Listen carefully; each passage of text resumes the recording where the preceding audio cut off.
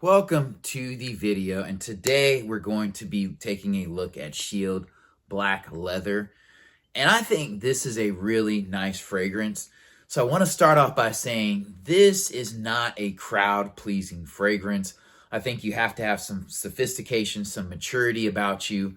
I'm going to make this brief. This is the bottle here from the EAU, and you have the little thing on the bottom there. I don't know if you can see that, but it says Shield Black Leather Eau de Parfum. And I would agree, this is an Eau de Parfum fragrance. Taking a look at the notes, the top notes are cardamom. That's it. Leather and jasmine are the heart notes. Base notes are patchouli, amber, and moss. I will say that cardamom kicks off the top. And this has a strong, bold flavor. So on the description, it says, Mirada Shield Black Leather offers a powerful and refined fragrance composition. The bold top note of cardamom provides an initial spicy kick, while the heart of leather and jasmine introduces a warm, seductive middle layer and finishes with a deep, earthy base of patchouli, amber, and moss. I think this fragrance can be a little bit polarizing. Off the rip, if you're not a leather person, you're not going to like this fragrance. So when I initially spray it on myself, like, I do get the spice of the cardamom, definitely. And then also what stands out to me is the leather and jasmine. And just when it sits in the bottle, when you pull it near you, you can smell the leather. That is the 100% most bold, most forward-facing notes. It's definitely masculine. I probably wouldn't recommend it for anybody who's super young, early 20s and teens. It smells like real leather to me. And so that can be a polarizing scent. And it's interesting, when you spray it, like, it does have that sweet jasmine smell, and then there's the leather, and then the cardamom. But the cardamom is like almost eye-watering a little bit, and then with the leather, it just has this kick. This is not a scent for me.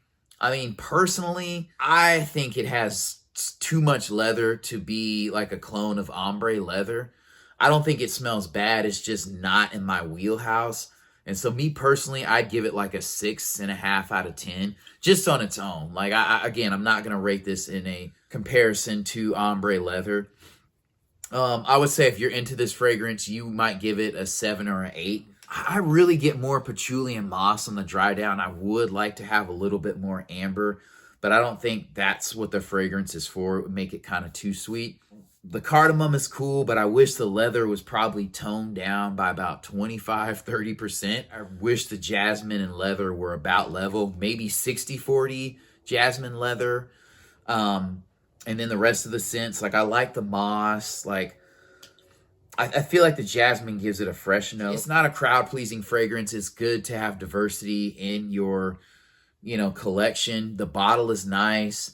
As you can see, you can pick this up at a rack store probably for like $16, $17. I think it's worth it. And again, it's not a sweet, kind of cozy up fragrance. It's a masculine passing by. Oh, he smells good. I smell some leather. Yeah, this is a 3.4 ounce. The bottle, the cap is not magnetic or anything like that. And the bottle is solid. This is glass, so it's not going to like fall apart on you. Again, 6.5 for me.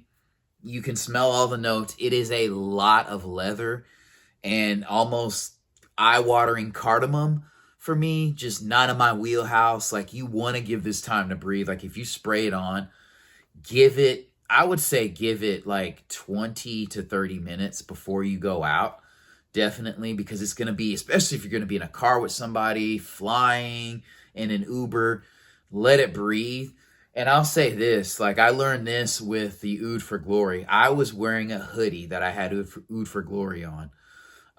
And that's a Lattafa fragrance, and check out my review on that.